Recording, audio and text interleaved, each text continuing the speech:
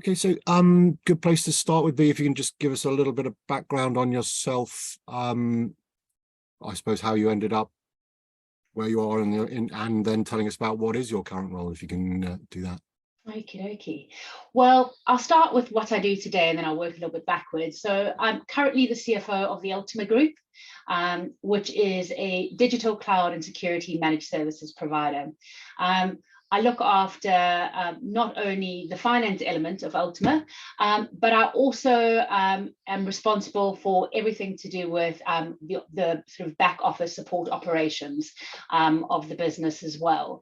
And I guess that part of the role is really what I feel like I absolutely love. It's been able to give me a huge impact into driving the cultural change in Ultima, as well as really deliver the vision that we've had as an organization from moving from a reseller into a managed service provider.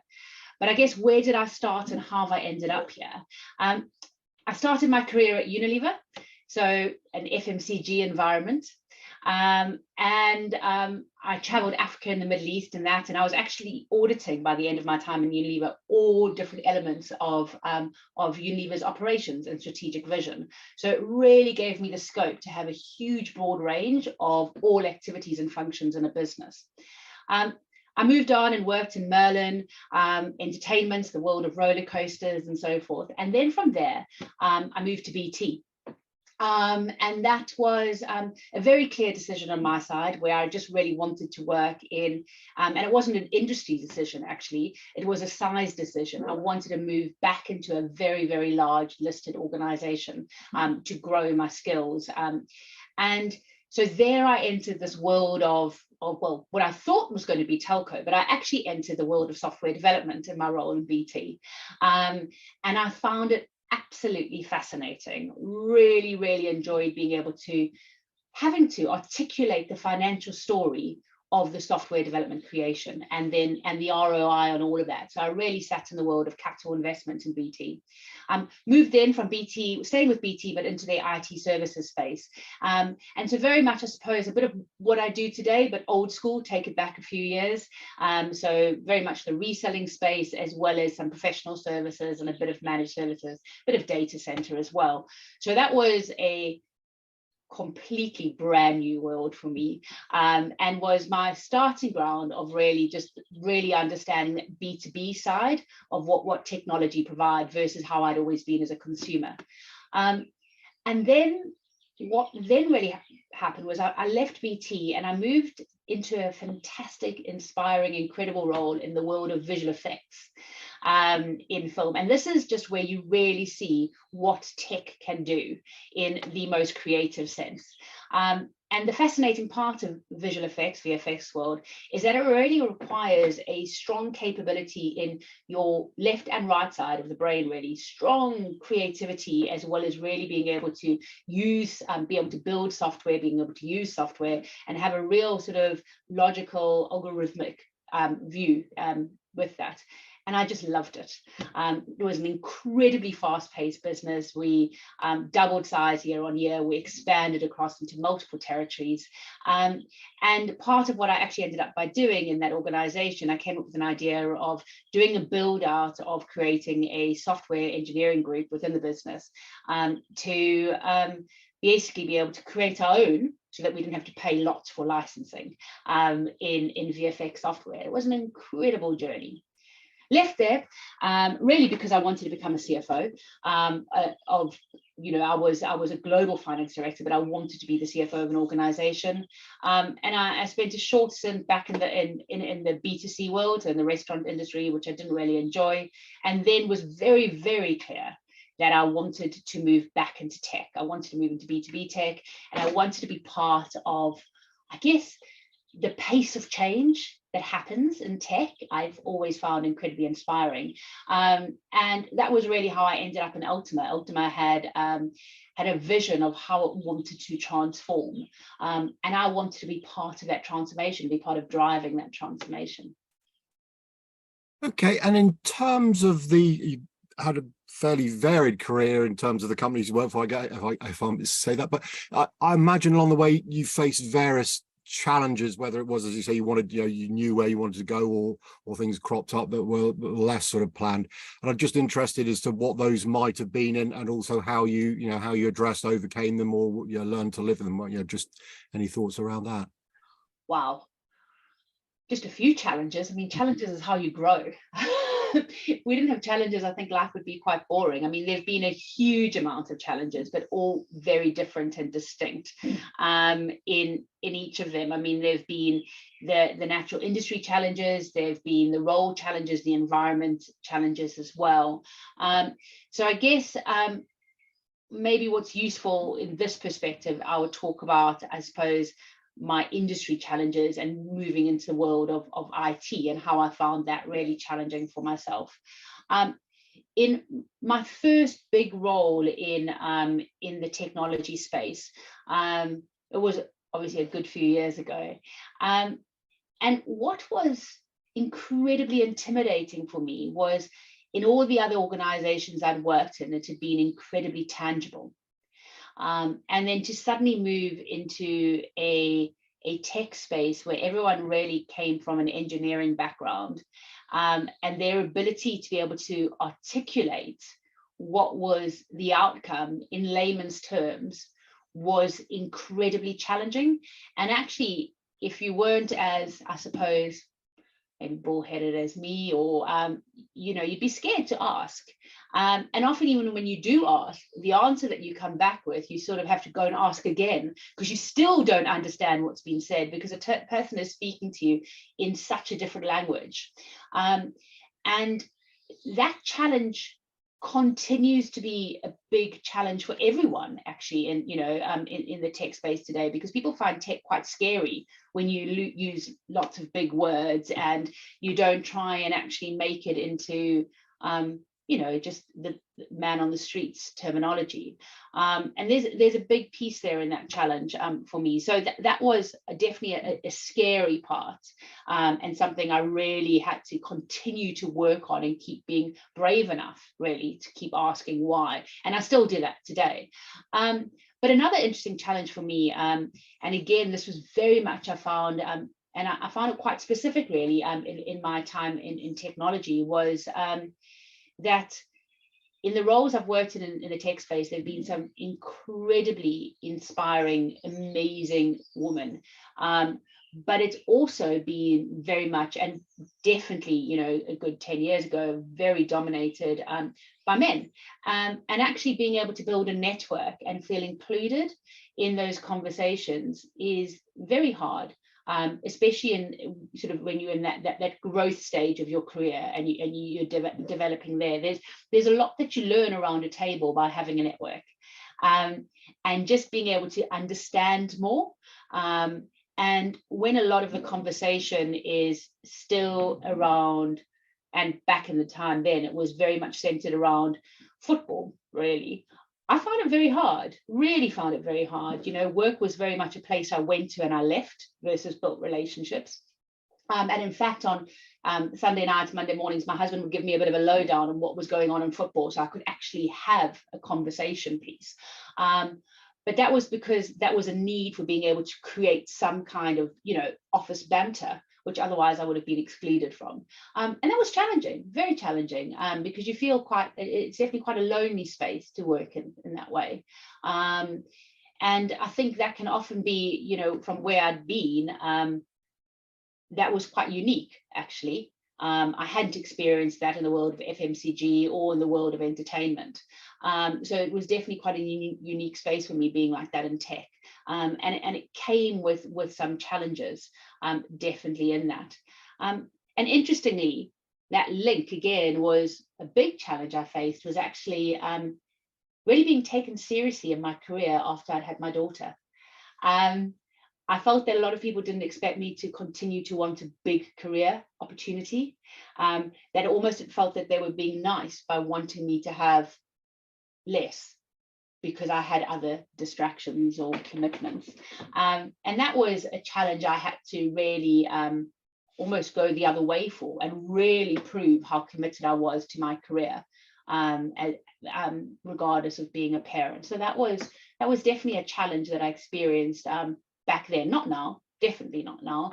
But I also wonder if that's just because as the CFO, you're able to, create your own impressions there and your own path. But maybe a lot more when I was a lot more junior in my career, that definitely was a challenge for me. And in terms of, I mean, you've obviously had and are having a very successful career. I mean, is there one particular thing or two, a couple of sort of major factors that you think have been the reason why you have been so successful? I think for everyone it's very different, but for me personally, I've always been really focused on what I've wanted, and I've worked to build a network and create and have mentors to support me in what I wanted to achieve. And that's been pivotal. From my first role at Unilever, within the first year, I had a mentor in the business, and that mentor really shaped and supported me in my career at Unilever and helped me really have the trajectory that I did. Similarly, when I went into Merlin Entertainment, the exact same thing happened. I had a phenomenal mentor, and he was really intrinsic in supporting me in every single career leap that I did within Merlin. He was there having conversations with me, being able to brainstorm any challenges that I had. And so I guess really knowing what I wanted and then building the network to support me around it. Today I've got a fantastic mentor who's inspiring, and I'm able to continue to speak to her about, what else I'm looking for and where else I want to go. So the mentoring has been critical for me as part of my success. I've always believed in coaching as well. So I've always had a coach support me through various challenges that I may be going through, somebody that's not part of the business that I can just really talk to, that can help me help myself work through areas that I have challenges with. Through that, I guess it's also another really key piece for me, again, goes down to people. And it's about having the conversation and building a network.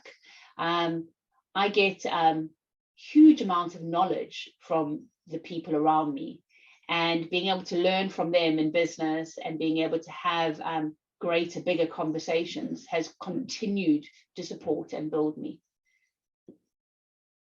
Okay, and in terms of the specifically women in technology, hopefully you've seen things improve in the time that you've been, whether it was with BT or now with Ultima, but just what sort of challenges do you think remain to be overcome in terms of getting towards genuine equality in the workplace?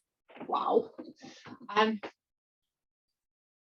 The first thing that always comes to mind is that we do not shout out enough about the incredible female tech leaders that exist in this world. Most people can name all the phenomenal men that have created fantastic tech. And I think there's a real opportunity there to be shouting out about the amazing woman. So that would be one thing that I just think it's about actually creating that influence. The barriers that exist today are definitely less, but they still exist because I think, what women look at the world quite differently. One of the big initiatives that we've just done in our business is we've had women write the job specs for our technology roles, and they look very different when written by a woman. And this is starting at that really grassroots junior level, the junior level, because we realized when we asked the woman in those roles to create the job specs that actually the current job adverts were preventing women from applying because there were so many things that sounded too techy and a bit too scary. So we still, and in many roles, we're still stopping that entry level, because you're generally, even at entry level still to this day, they're not a huge amount of women joining. It's still quite an isolating experience. There's a lot that we can continue to do. There's some phenomenal female apprenticeship schemes. We need more of those, a lot more of those. It's still way easier to hire a man into a junior role than it is a woman, and it takes a lot longer to find.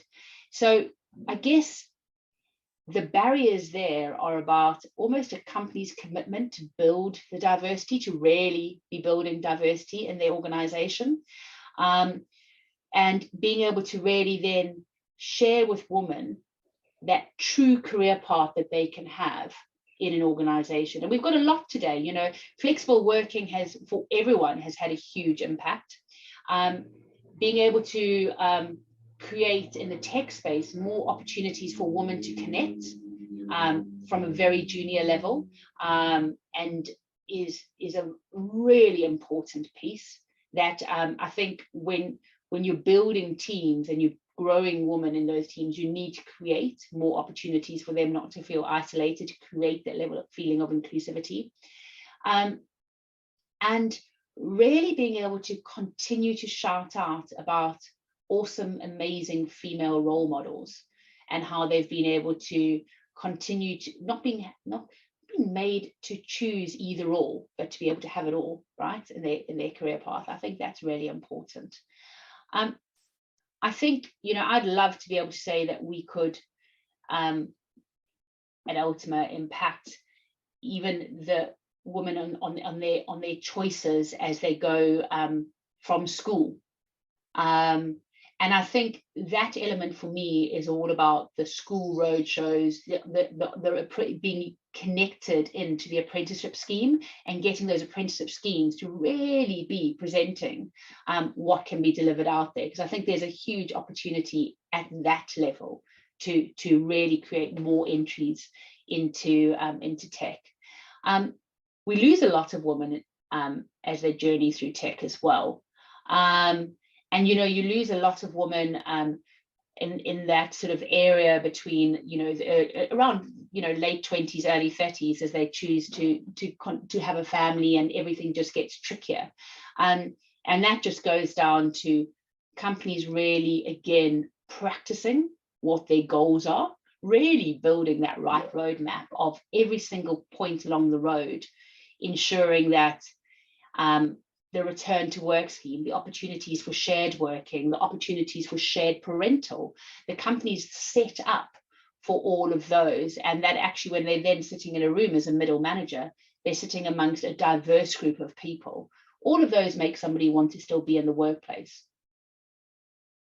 And in terms of, I mean, you've outlined quite a lot of things that companies and maybe the industry more generally can do, but I'm also intrigued because although I think the numbers are, you know, the percentages of women in tech has gone up, you know, significantly, it's still relatively low, but also there seems to be this glass ceiling as well. So a lot of women, you know, they get so far in tech, but women in the boardroom is, you know, still a bit of a sort of, I won't say no-go area, but very underrepresented. So is there anything you think that companies can do, you know, there in terms of helping people through their career and progressing up to that sort of senior level, rather than thinking, oh, we've got, you know, 35% of the workforce is women or whatever it is, so we've done a good job, and not actually worry whether they're in, should we say, you know, junior roles or actually you know, moving up the massively important. So I mean, this is part of my, I guess, something that I'm very passionate about is growing the female share of wallet in the world. And the only way you grow the female share of wallet in the world is by creating more and more opportunities for women to move into senior roles in organizations. Very sadly, you know, like hires like, and that's across the entire world. So there are lots of different ways that you can support and enable the growth of female talent in senior roles. There's clearly a very important stream which we have in our business, which is about rising stars, female rising talent, and really being focused on building and developing rising talent in the organization. Secondly is ensuring that in your recruitment process for any role, and especially in the senior roles, that there is a female person doing the interviewing. So if you're having 4 or 5 interviews, you know, that in that process, there is always a woman also part of the interview. That drives, you know, a different perspective and enables that woman that's going through the process to have a higher chance of getting recruited. The the third piece, and I really think, if you're very clear on setting a roadmap by level. So at Ultima, where we have set our goals by each banding in the business, it's not just we want to have this many women. We want to have women at all levels at certain percentages within our business. And it takes time, really does, because you've got a responsibility to make sure that you're developing the female talent to grow into those roles. Because if you're just taking them from somebody else, you're not actually helping a bigger cause, right? So for me, the biggest responsibility is around building and growing your talent and being really focused on every single promotion. Is, are we choosing this person because it actually looks like me? Or are we really looking around the room and putting all of the right hats in for the interview pool? And are we all being involved in that conversation and making sure that promotions are happening in an equitable way as well? I think it's very easy at a senior level for people to want everyone to look the same in the boardroom, and to have that network. Oh, I really know that person. And I think what we've learned about innovation is it's the wild card. It's that wild idea and innovation that really often drives that incredible growth trajectory. And I always take that as, you look at companies that are diverse. Those are the ones that are all thinking out the box. They've all got challenging thoughts, right? Not everyone's in the room going, oh, I agree. They're all challenging each other. And that's what creates, incremental growth. And there is proof that diverse boards are organizations that have higher growth rates are more profitable than boards that aren't. So the numbers are there. And it's about really, as a board, being embedded in believing that and then delivering it in your organization. Okay, and maybe just in finishing in an ideal world, or as I've been saying in some of these interviews, if you had a magic wand, how do you think, or how would you improve, gender diversity in the tech space? You've got some sort of thoughts on that? Wow, I've had a magic wand. If I had a magic wand, it would start with the fact that, even if I just think of right now in the junior level of children, we've done a lot, but I still don't believe we've done enough to make girls naturally choose a STEM vocation. I think there are still inherent barriers, and almost the amount of focus that needs to start in schooling with girls needs to be even greater versus equal to those with boys, because most boys are already in a conversation, in a relationship with their parents, they're gaming with their fathers, they're doing something like that, and there's already inequity at that starting point. So I think if you could almost over focus on girls as far as the building of STEM passion, that would be a really strong starting point for me, because if you've created that passion, and what girls are like is that they like to do the same things as each other. So I mean, that girls are by natural far more about the groups and the connections, even at a younger age. So if you can create that passion at a group level amongst the girls, then you've got an opportunity. Whereas at university, when they're choosing, GCSEs, when they're choosing A levels, when they're choosing a college, when they're choosing university, that there's a greater group of them choosing to go that route. So for me, that magic wand is making it become something that's almost completely overemphasizing it at a junior level, at a younger level, amongst the girls, because you really, really need something like that. And to then create the momentum going through, we need, in the world that we live in today, with, the pace of AI, we desperately need more and more girls choosing tech, because we need a voice in this technology. Otherwise it could become completely single-lensed if there are not enough women being involved in AI. And the same way that we can look back and we can look at all of these invisible barriers that have historically existed that we all know about, the the seatbelt, how it's been created mainly for male's body, the number of toilets in a building, all of those things. This is our opportunity to make sure that the invisible barrier of AI is not there. And so we really, really need to create this huge amount of passion and awareness for girls so that they all group together and begin growing that passion in STEM. And just a thought, I mean, do you think the industry in general is bad at promoting how exciting it is? As you say, you know, from people looking outside in, they always think it's male, pale and stale, or, you know, you thinking of the coders stuck in their little dark room or gaming and stuff like that. But when you look, as I always, I mean, when you know, talking to someone at a social event, whatever, and you can see they think, oh no, it's IT. But when you explain that, you know, behind virtually every activity, you know, in this digital world, there is some IT somewhere. So it is actually, you know, quite exciting. Do you think that the industry needs to do more of explaining itself as opposed to just letting people discover it? Absolutely. I mean, I think, and I suppose maybe I'm like what I was trying to explain when I moved to visual effects, that was when I really got the passion, because you actually really got to see how awesome tech is in such a tangible way. I got to be part of that. And so if we could be, and this is where I spoke about, you know, having great female influencers about tech, really shouting out about what it does and making it a easy to understand aspect.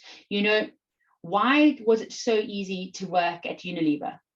Because, you know, you hold up a bar of Dove soap, you can talk about it.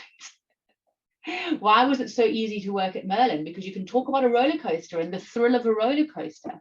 We can take all of those elements and be able to articulate that in what is so awesome about tech. And unfortunately, the tech shouters-outers are normally the extreme techies who make people quite scared. So you need some phenomenal branding and communication about what that reality is, you know, what it can do, what it can deliver, and how exciting it is to make it less scary. You know, the same way that in one of our job descriptions for a first-line engineer, one of the things we've put into the engineer is, can you follow, into the job description is, can you follow a recipe? Can you build flat pack IKEA furniture? Because if you can do that, then actually you can follow the process when a customer, when a user phones you and goes, I can't remember my password, and you can actually help them with that. So that example of making something really simple is how you capture people going forwards, and then you can take them on that learning journey.